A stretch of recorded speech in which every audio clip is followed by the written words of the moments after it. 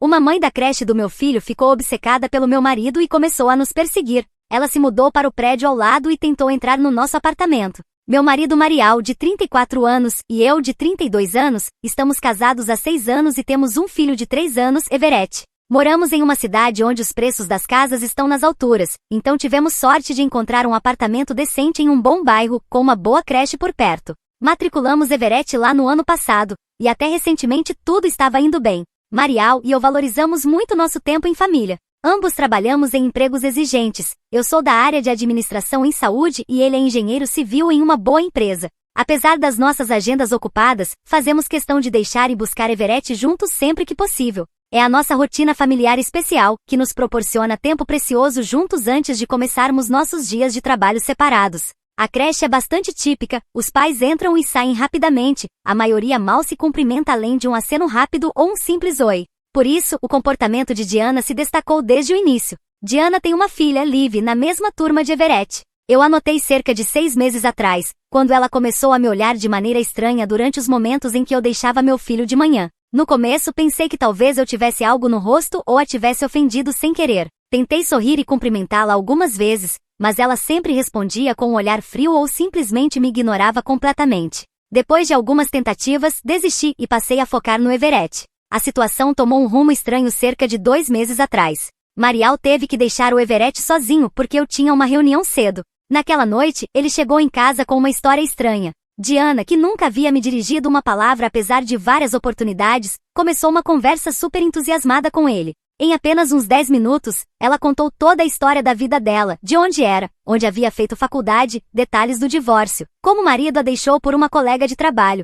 e o quanto estava infeliz com o trabalho e a vida atual quando Marial mencionou que era engenheiro civil. Diana reagiu como se ele fosse uma celebridade. Fez um monte de perguntas sobre a empresa dele e os projetos nos quais estava trabalhando. Marial, sendo naturalmente gentil e tentando ser educado, mencionou que eu também havia frequentado a mesma universidade mais ou menos na mesma época que Diana, achando que isso talvez ajudasse a amenizar qualquer problema que ela tivesse comigo. Eu ri brincando que a Diana basicamente tinha feito um encontro rápido com meu marido no corredor da creche. Não demos muita importância àquilo, considerando que ela era apenas uma pessoa socialmente estranha. Na semana seguinte, Marial viajou para uma apresentação de projeto, e eu fiquei responsável por deixar e buscar Everett sozinha durante 10 dias. Todos os dias, de alguma forma, Diana aparecia ao meu lado no corredor ou na sala de espera. Nunca falava comigo nem reconhecia minha presença, mas se posicionava perto o suficiente para escutar minhas conversas com os professores ou com outros pais. Várias vezes a peguei se inclinando discretamente quando eu conversava com outra mãe sobre planos de fim de semana ou atividades para as crianças.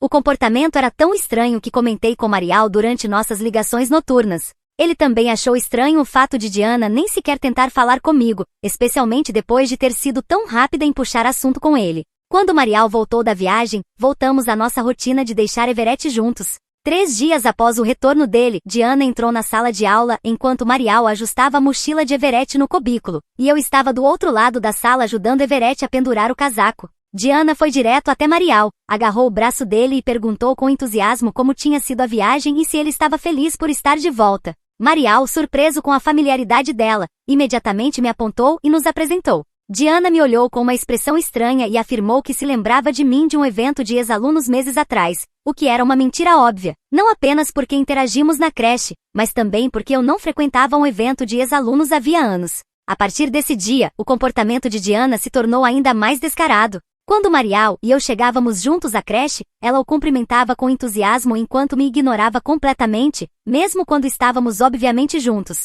muitas vezes de mãos dadas ou com o braço de Marial sobre meu ombro. Várias vezes ela ficava perto da porta na hora da saída, claramente esperando uma oportunidade para falar com Marial a sós. Marial rapidamente percebeu o comportamento dela e começou a evitá-la deliberadamente, ou fingia não vê-la, ou dava um aceno educado antes de se afastar. Ele me disse que achava o comportamento dela desrespeitoso comigo e com o nosso casamento, e que não queria nenhum envolvimento com ela. Apesar do evidente desinteresse de Marial, Diana persistiu. A situação começou a afetar o meu prazer com nossa rotina familiar. Eu me pegava escaneando o corredor à procura dela quando chegávamos, ficando tensa sempre que havia, e apressando Everett de manhã só para evitar outro encontro desconfortável. Numa tarde, enquanto conversava com outra mãe durante a saída sobre uma festa de aniversário que se aproximava, mencionei nosso endereço para coordenarmos o uso compartilhado do carro. Diana estava sentada em uma mesa próxima, fingindo ajudar a filha com um projeto de arte, mas notei que ela inclinou levemente a cabeça na nossa direção quando mencionei o nome da nossa rua. Naquele momento não dei importância. Um mês depois, eu estava caminhando com Everett em direção ao parque perto do nosso apartamento quando vi Diana e a filha saindo do prédio ao lado do nosso. Eu parei imediatamente e Diana me viu. Ela também demonstrou surpresa por um instante, depois se virou rapidamente e se apressou na direção oposta. Quando contei a Marial sobre o encontro, ele ligou para o escritório de locação do nosso prédio, que é o mesmo do edifício ao lado. Com o telefone no viva voz, o gerente confirmou que Diana havia se mudado para o prédio vizinho 3 semanas antes. A coincidência parecia grande demais para ser ignorada. A frequência dos nossos encontros aumentou drasticamente. Agora eu via Diana quase todos os dias no nosso bairro, no supermercado, na cafeteria, no parque. Em cada uma dessas ocasiões, ela me ignorava completamente, enquanto fazia esforços evidentes para se posicionar em lugares onde Marial pudesse vê-la, se ele estivesse comigo. A situação chegou ao seu ponto crítico no mês passado, quando Diana se aproximou de Marial do lado de fora do nosso prédio numa manhã, enquanto ele colocava Everett no carro para levá-lo à creche. Eu estava lá em cima, procurando uma lancheira que havia esquecido, e observei pela janela enquanto Diana tentava iniciar uma conversa com Marial. Mesmo à distância, pude perceber que a linguagem corporal de Marial estava tensa e desconfortável. Quando desci com a lancheira, Diana rapidamente se afastou, mas não antes que eu a ouvisse sugerir um encontro de brincadeira no fim de semana, apenas com ele e as crianças. Marial imediatamente lhe disse que qualquer encontro de brincadeira teria que ser organizado através de mim. Diana nunca deu seguimento. Naquela noite, Marial e eu tivemos uma longa conversa sobre a situação. Ambos sentimos que o comportamento de Diana havia ultrapassado o limite do meramente incômodo para algo realmente preocupante. O fato de ela ter se mudado para tão perto de nós depois de ouvir nosso endereço, combinado com suas tentativas persistentes de interagir com Marial enquanto me excluía, levantou sérios alertas. Então decidimos que era hora de enfrentar a situação diretamente.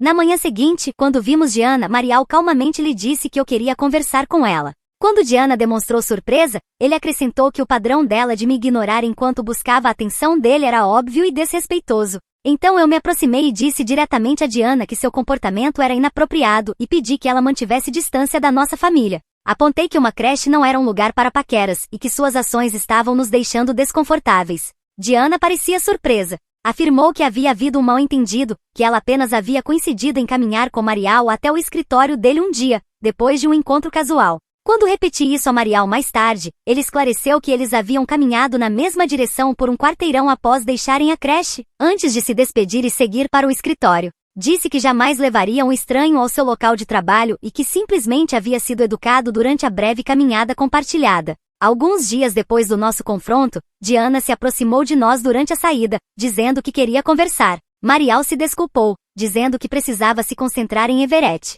Eu falei brevemente com Diana. Ela me disse com raiva que não seríamos amigas. Vindo de alguém que nunca havia feito o menor esforço para ser amigável comigo em primeiro lugar, a declaração era absurda. Apenas agradeci por me informar e me afastei, deixando-a ali de boca aberta. A situação atual continua tensa. Diana ainda mora no prédio ao lado do nosso, e sua filha continua frequentando a creche de Everett. Marial e eu agora conversamos regularmente sobre a possibilidade de nos mudarmos, algo que já havíamos considerado antes, mas que agora sentimos ser mais urgente. Também informamos a diretora da creche sobre a situação, fornecendo um registro documentado do comportamento de Diana. Vários amigos sugeriram que as ações de Diana se assemelham a assédio, o que nos deixou aterrorizados. Começamos a tomar precauções, variar nossas rotas, ser mais cuidadosos ao compartilhar informações pessoais e manter um registro detalhado de todas as interações com Diana. A festa de fim de ano da creche está chegando na próxima semana, e com base no evento do ano passado, onde Diana apareceu usando uma roupa inadequadamente reveladora e passou a noite tentando conversar com os pais de outras crianças, tememos outro encontro desconfortável.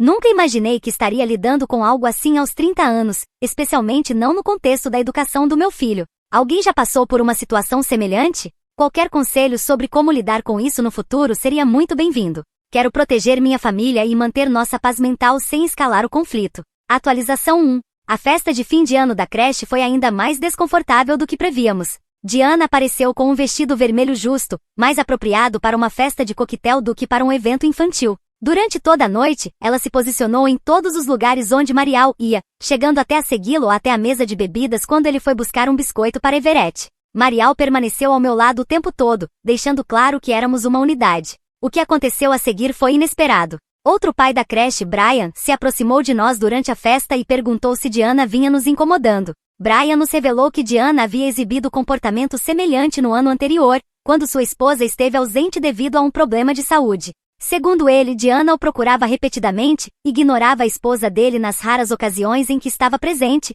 e até sugeriu encontros para pais solteiros. O comportamento cessou quando a esposa de Brian se recuperou e começou a frequentar regularmente os eventos da escola.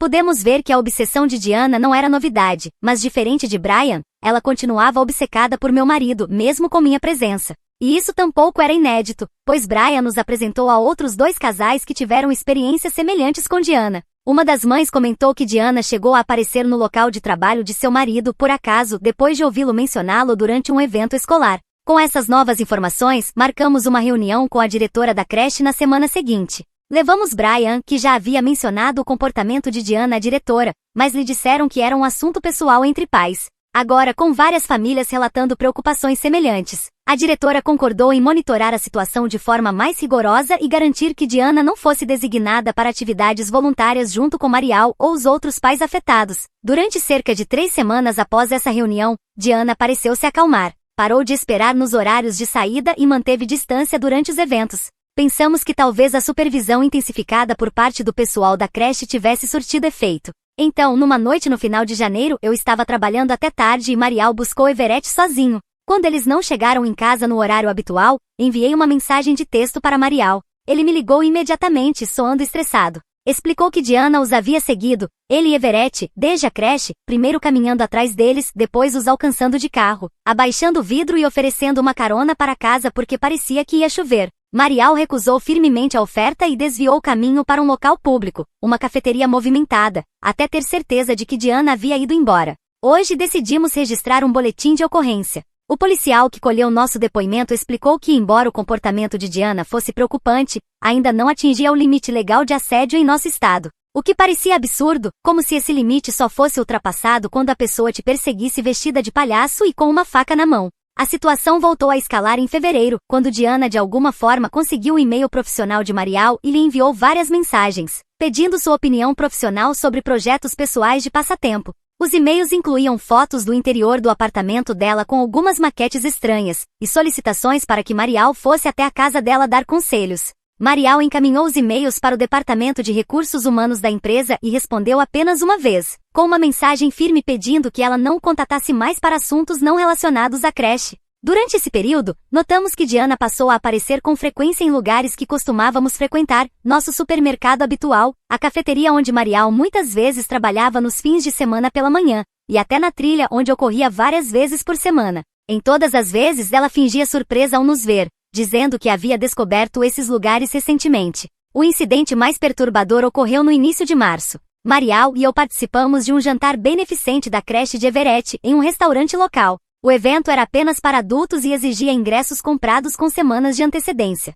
No meio da noite, Diana apareceu dizendo que havia decidido apoiar a escola de última hora, embora não tivesse confirmado presença nem comprado ingresso previamente. Ela passou a noite inteira tentando se inserir nas conversas com Marial, elogiando seu terno e perguntando sobre os projetos em que ele estava envolvido. O que realmente nos incomodou aconteceu quando estávamos indo embora. Diana se aproximou de Marial enquanto eu pegava nossos casacos e enfiou um bilhete no bolso dele. Marial só percebeu quando chegamos em casa. O bilhete continha o número de telefone de Diana e a mensagem: "A vida é curta. Aproveite o que poderia ser. Ela não precisa saber." Marial me mostrou o bilhete imediatamente e concordamos que aquilo cruzava uma linha definitiva. No dia seguinte, voltamos à delegacia com o bilhete, os e-mails e as imagens das câmeras de segurança. O policial que havia registrado o nosso primeiro boletim concordou que o comportamento de Diana havia evoluído para assédio, e nos ajudou a solicitar uma ordem de restrição temporária. O tribunal concedeu a ordem, exigindo que Diana mantivesse uma distância mínima de 30 metros de nós, de nossa casa e do local de trabalho de Marial.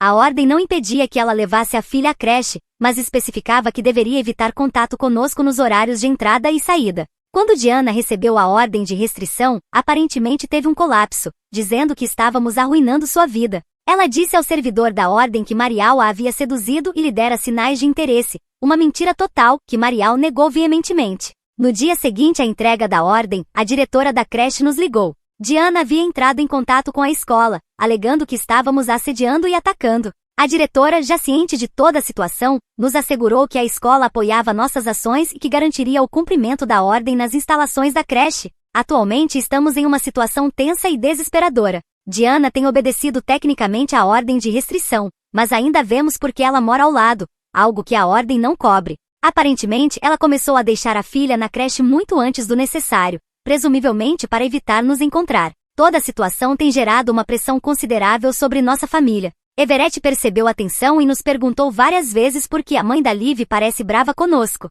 Temos tentado explicar de maneira apropriada para a idade dele que às vezes, os adultos têm desentendimentos, mas é difícil protegê-lo totalmente da situação. Agora estamos procurando uma nova casa ativamente, com a esperança de nos mudarmos antes do início do próximo ano letivo. Enquanto isso, estamos documentando toda possível violação da ordem de restrição e mantendo uma comunicação estreita com o pessoal da creche. Nunca imaginei que uma simples rotina de deixar uma criança na escola evoluiria para esse nível de estresse e preocupação. Estamos tentando manter a normalidade pelo bem de Everett, mas a vigilância constante é exaustiva. Atualizarei novamente se houver novos desdobramentos. Atualização 2. Pouco mais de um mês depois de obtermos a ordem de restrição, notamos que Diana havia deixado completamente de aparecer no nosso bairro. A filha dela ainda frequentava a creche, mas quem passou a levá-la foi a mãe de Diana. Esperávamos cautelosamente que isso significasse que ela finalmente havia entendido o recado. No final de abril, recebemos uma ligação da diretora da creche informando que Diana havia retirado sua filha da instituição, alegando um ambiente hostil. Embora nos sentíssemos mal pela menina, que havia feito amigos e se adaptado bem à rotina, não pudemos evitar sentir alívio. 2 semanas após a filha de Diana sair da creche, Marial chegou em casa visivelmente abalado. Um colega havia mostrado a ele uma publicação nas redes sociais feita por Diana, contendo referências à nossa situação. Embora não nos mencionasse diretamente, a publicação descrevia um engenheiro civil bonito e casado, que havia sido amigável com ela antes que a esposa ciumenta interviesse. A publicação dizia que eles haviam compartilhado conversas significativas e conexões emocionais que a esposa dele interpretou mal incluía detalhes vagos sobre nosso bairro, e a creche de Everett que poderiam identificar Marial facilmente por quem nos conhecesse. Vários amigos de Diana comentaram, oferecendo simpatia e sugerindo que a esposa claramente era insegura e se sentia ameaçada por ela. Marial entrou em contato imediatamente com nosso advogado, que nos orientou a tirar capturas de tela de tudo, mas a não interagir. A publicação, embora inapropriada, não violava tecnicamente a ordem de restrição,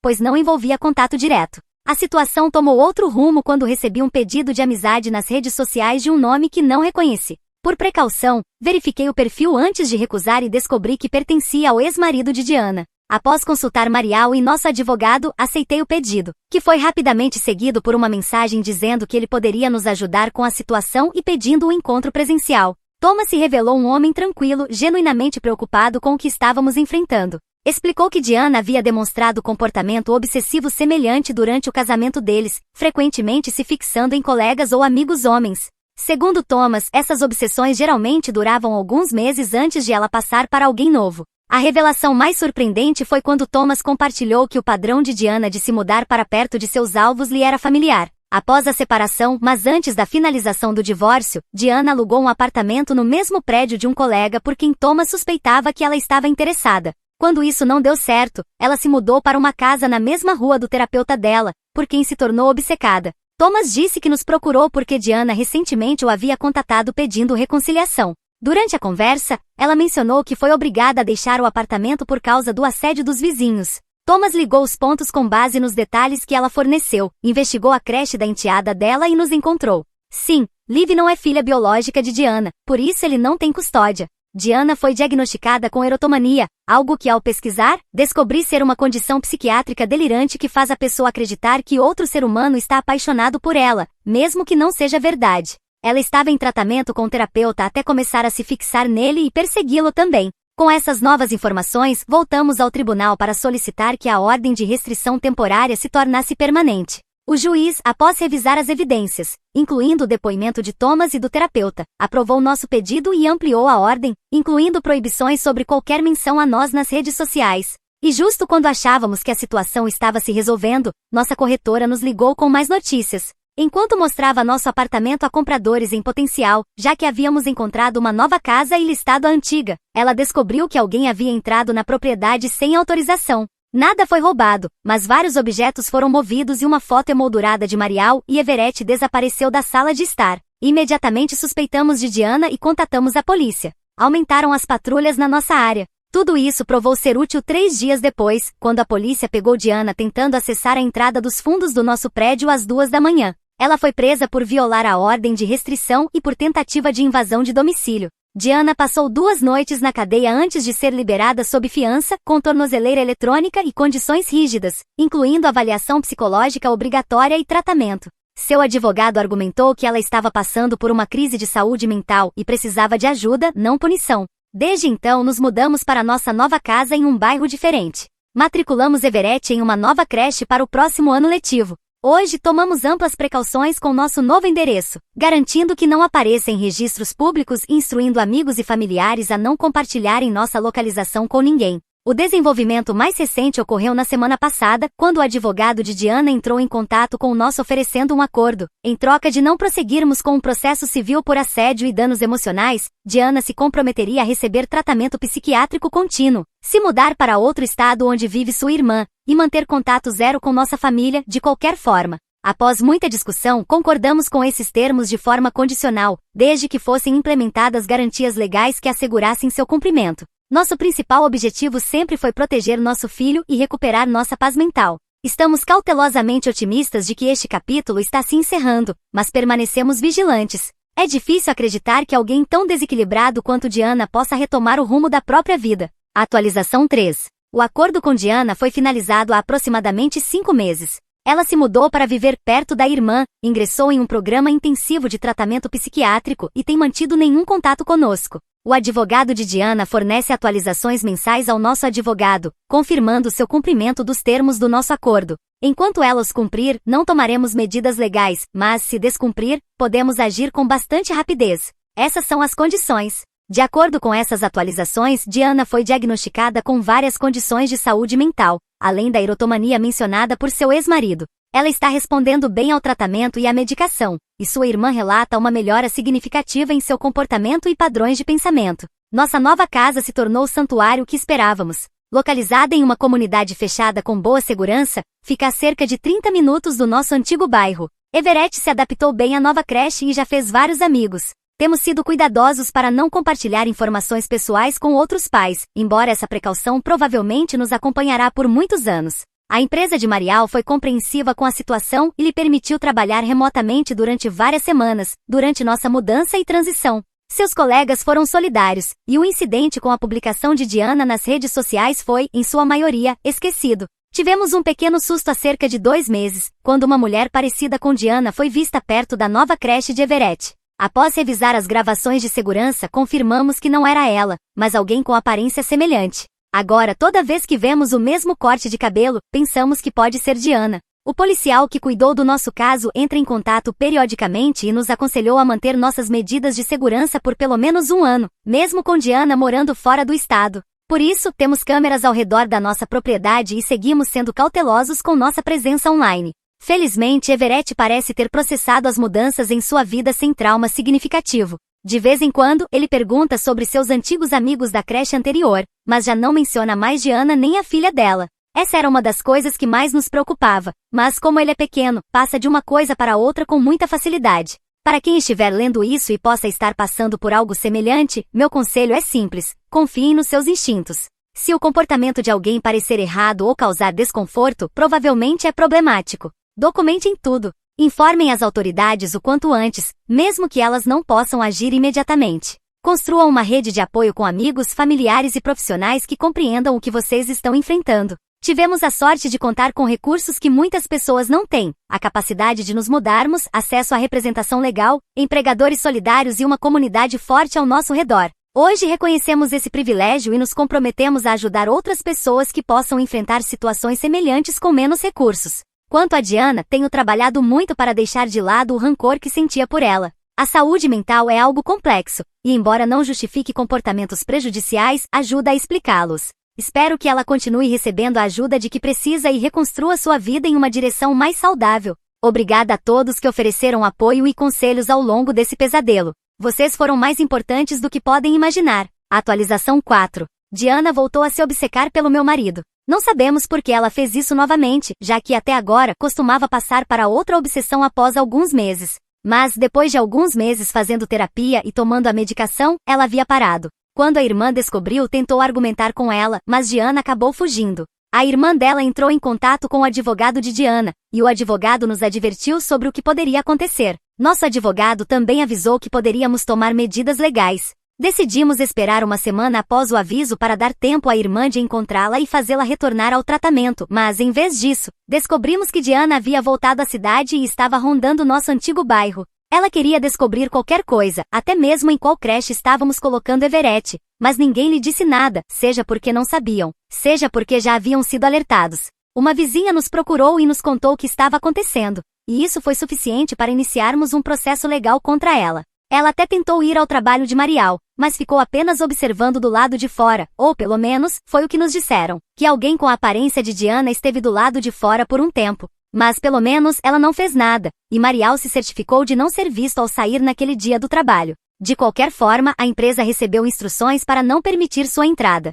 O processo foi rápido e conseguimos processá-la e iniciar uma ação penal contra ela em tempo recorde, porque ela havia concordado que isso não aconteceria caso continuasse em tratamento. Ela não fez isso, então fizemos o que tínhamos que fazer. Todos os julgamentos contra ela não levaram mais de 2 meses cada e foram realizados quase em paralelo. Ela foi colocada sob custódia policial assim que nosso advogado informou as autoridades e iniciou o processo. Este último demorou um pouco mais, mas conseguimos receber uma compensação financeira por parte dela, que o juiz ordenou ser retirada de alguns bens que ela possuía. Durante o tempo em que viveu com a irmã, Diana não estava trabalhando, mas ainda tinha um carro e alguma economia. Enquanto ainda era vista como funcional vivendo aqui, outro juiz ordenou que fosse condenada a uma instituição onde receberá tratamento e ajuda para seu problema. Mas caso decida que não quer ser tratada voluntariamente, pelo menos não poderá fugir e tentar fazer algo conosco ou com outra pessoa. De qualquer forma, não é como se ela pudesse evitar o tratamento ali dentro. Tampouco tem para onde fugir.